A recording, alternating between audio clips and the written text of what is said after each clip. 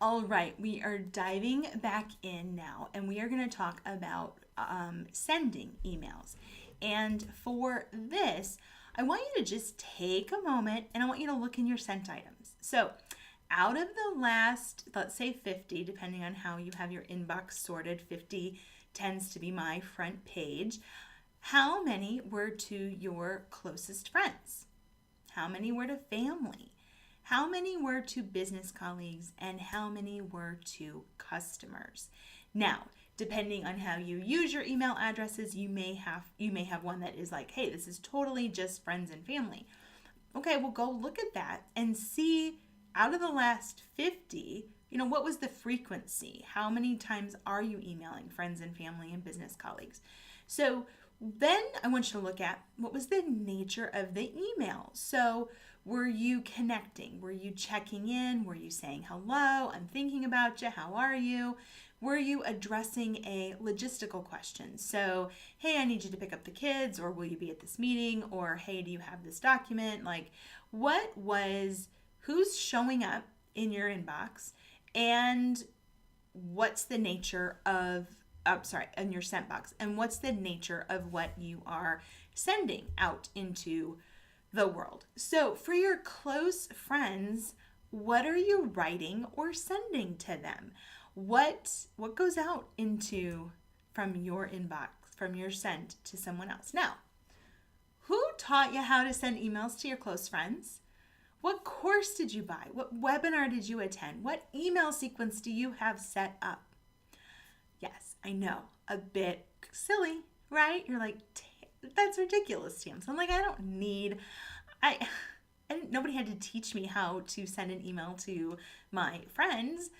No, I didn't. Seriously? Does someone sell a course on how to email your closest friends? No, no. And I promise we're going to build on this. But think for a minute. These are the people that you probably have really great conversations with. And yet, you didn't have to sign up for a webinar. You didn't have to buy a course. You didn't have to study something. You didn't have to hook anything up. You can sit down and type to them and they reply. Whoa, crazy, crazy thought. I know, absolutely crazy. Now, for your family, if you do, a bunch of emailing in your family, what are you writing and sending to them? Again, who taught you how to do this, to be close family and friends? What course did you buy? What webinar was it where you learned, this is how to effectively email your mother?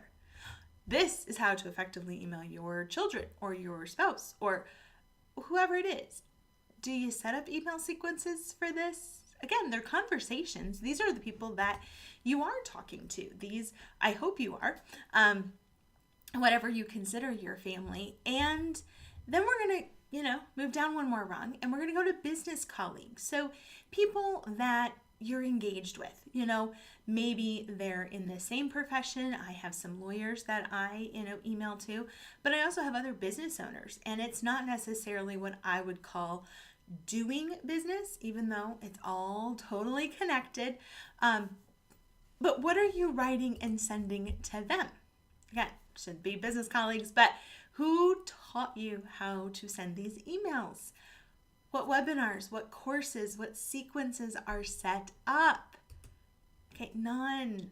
Absolutely none. And yet, we make one teeny tiny little shift and we just change the label to a customer, and suddenly all of the skills that we had, all of the confidence that we had in our ability, even though it may not have been confidence brought to the surface, I'm not sure I questioned my confidence in writing to a friend or writing to my aunt or writing to a business colleague. I would just do it.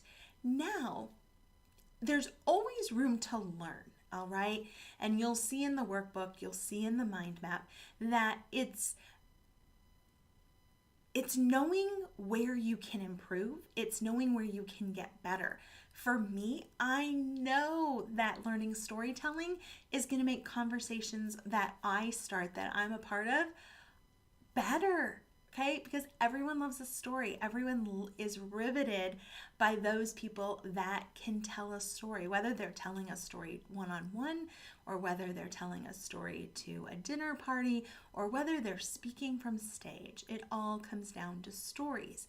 And yet, we just flip the label and suddenly that person is a customer. Oh my goodness. What in the world do we do? We have no idea. And so we say, this is what we say. Hey, I have this event coming up. Hey, I have this new product available. Hey, I wrote this new thing. Hey, I'm doing this new thing. You have to know about this new thing. Hey, this was the greatest. I'm so excited about this. Or my friend has this new thing and it's the greatest. So who? Again, we're going to come back to this. Close friends, conversations. Let's come back to this. Where did we learn to send emails to our close friends? Did we go to webinars? Did we buy courses? Did we go nuts? Did we rewrite everything? Did we second guess everything that we did? Do we agonize over the words? No, we write, we have conversations, okay? Now, before we get to this part, as you're learning, all right, and we're learning conversation and we're learning how that impacts email communication, does it mean you be like, oh, nope, can't learn this, can't learn? No, it means I want you to focus on what's important to you. You are the one that your friends want to talk to. You are the one that your business colleagues want to talk to. You're the one hopefully, the majority of your family members want to talk to. And most importantly, you're the one your customers want to hear from. They do not want to, let's picture, and we will be moving into this in just a minute, but I want to take a moment. If someone is giving me, or I'm buying 26 pre-made slam dunk, squeeze them out emails, if their audience is like, if me and the 10,000 other business owners that buy those 26 templates, which happens, totally happens, we'll be getting to that when we put on our inspector hats, what happens to the customer that is on all of our lists? Because there's so much overlap. They now are like, seriously? Like, really? Yep, okay, followed a formula, did this. Well, no. So just because and we'll go back, let's just jump back for a minute. Right here. All right. So the customer, all right. So they're buying goods, they're buying services, they're purchasing things, they're shopping, they're engaging with you. They're part of the value exchange that you're creating. But that value exchange is based on the conversations that you are creating. And I will tell you that it is not the quantity. It is the quality of who you are having conversations with.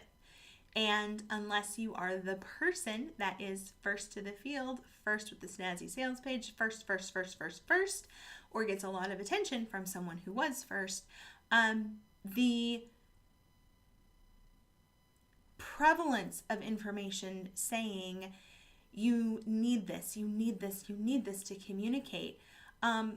No, you know how to do this. And if you take away nothing else from this workshop, I want you to know you can communicate. You have been doing this your entire life. I guarantee you have had things work in your favor. You have had, amazing memories of conversations. You know how to do this. And just because you change someone's hat doesn't take your skill set away. You still have the skill set. Now, you might learn how to talk about it differently, but you know how to do this. You absolutely 1000% know how to have these conversations, even when it's a customer and even if it's an email. Now, This is going to be a segment of information that we will be complemented by the email workshop, because I want you to think about this. And again, it's carrying this natural train of thought. It's what I have observed in the marketplace for over 18 months now, and you know this is happening because you feel it, because it's happening to you. So if you couldn't send email, if email was gone and you couldn't send an email, what would you do to touch base with the people in your life? So this is one, you can't email, or if you knew they're not gonna open it or read it, what could you do otherwise? Now, this is one of the best selling features for most mass email marketing campaign programs, is you've got to have a list. The gold is in the list. Well, I'm going to share with you, the goal is, okay, they're on my list. The goal is to get them into my customer base. And that's where we're headed. So let's just start from the beginning and think about close friends. So email's gone. They're not going to open it. They're not going to do anything with it. How do you get a hold of them? Well, yeah, call them. More than likely, you're going to text them. You might send them a message on Facebook, or if you have Slack set up. Like, you're going to reach for your phone, and it's more than, I would, if I was going to venture a guess, completely supported by data that I'm generating in my head, I'd say 80% of us are going to text somebody. Close friends, I need to get a hold of you, I'm texting. Mine is about 98%. What about family? How would you talk to your family if email was gone? Again, call them, text them, Facebook message them. If they live close by, you can go see them. My in-laws are 2 miles down the road. I can quickly go see them. So that's what I would do. Email was gone. This is what I would do. Now, business colleagues, either call them or go see them.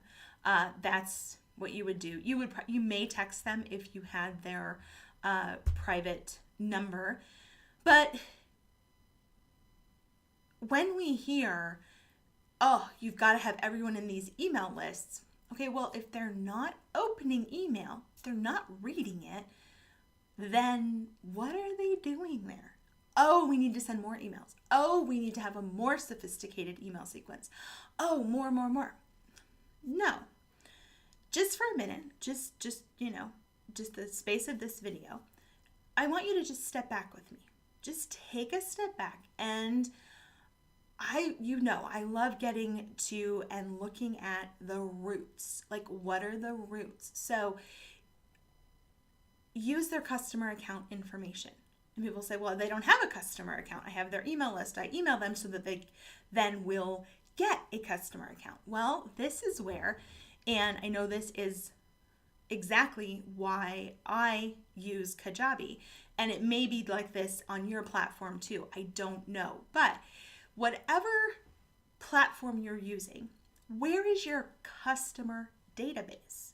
When do they go into your system and they've moved beyond email?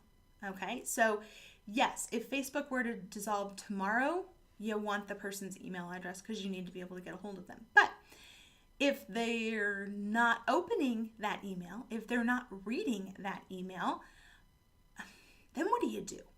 So for me, from a business perspective, a selling perspective, selling to me is sharing, it's telling the stories. Isn't a purpose or function of the email conversation to have strangers become customers with an account? Is having an account a closer degree of separation compared to an email address? I say it is. When you have a customer account, you now have a way to log in. I have a customer account with Jimmy John's. I have a customer account with Amazon. I have to log in. It's closer. I'm not in email. I can't conduct business in email. I'm closer. And so how can you use this closer degree of separation to develop the experience? All right. Now, like I said, there's going to be some overlap. If you're not using Kajabi, it doesn't matter. This concept, this principle would apply no matter what you are using. But it's why I see the value in having that customer account. Then you have a username and password that opens up the entire experience for you. Whether you have 10 people or 100,000 people, you now have gone beyond email. You have moved out of the inbox. You have a way to communicate with people that is different. And there's many, many strategies for this, and we'll see when we move into next month's content about hugging your customers, that a lot of these conversations, these experiences with your customer base, you want to get beyond email. Stop fighting the noise of the inbox. The inbox, people say the inbox economics, the inbox metrics, the gold is in the list. The gold is in the conversations, connecting with people who become customers that you can hug on. Okay? Those are solid business principles, not mass noise, not without a purpose. And when, for instance, and I have intentionally done this since November of 2015, when I started this experiment, when I saw that first video from Kenny that showed me I could get to the account faster. I could get out of the inbox and into toolbars and into not needing to rely on bulk mail.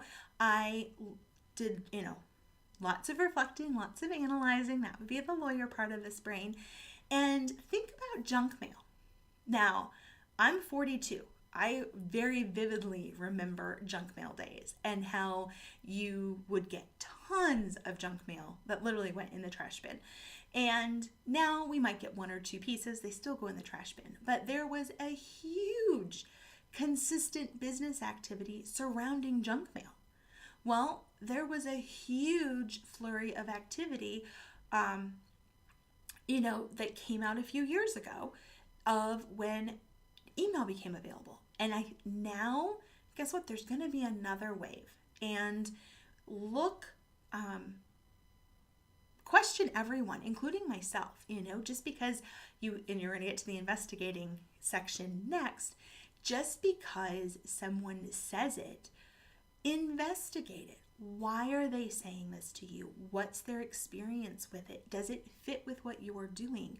What is the conversation that they are having with you?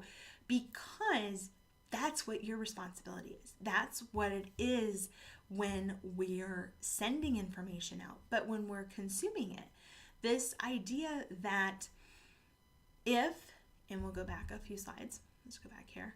Customers. This is the new wave. This is where it's going. You want the ability to get closer to someone, and a username and a password is much closer than email. So whatever system you are using, if you haven't thought about it from this lens, think about, how can I engage these conversations? How can I create conversations that are keeping me well blended in a variety of places? Yes, social media, we're having conversations. Yes, I'm now having conversations in email. I'm not strictly, relating information out via email sequence.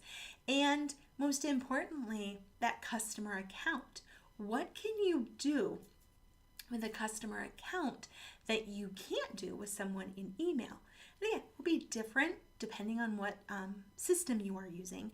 And I will say that, in the next year, in the next 2 years, in the next 3 years, as all of the technology continues to evolve huge, all of it is going more and more towards, I'll use the analogy of homemade baked bread. Like it's coming it's coming back to home. It's, your groceries are delivered to your home. Your dinner is delivered to your home. Your everything is delivered to your home. People come to your home. That centering of getting back to meaningful conversations where, with the advantage of having the technology, with the advantage of having expanded our world. We can reach every corner of the world.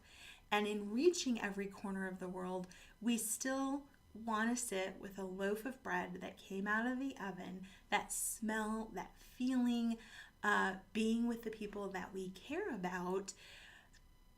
That, we're getting to that point where both of these are at play. So that's where I want to leave you with as we're talking about customers and accounts. This next part is us putting on our investigator hats, because when it comes to communicating conversations via email, you really have got to be a super sleuth. So I will see you on the next video. Questions, thoughts, ideas.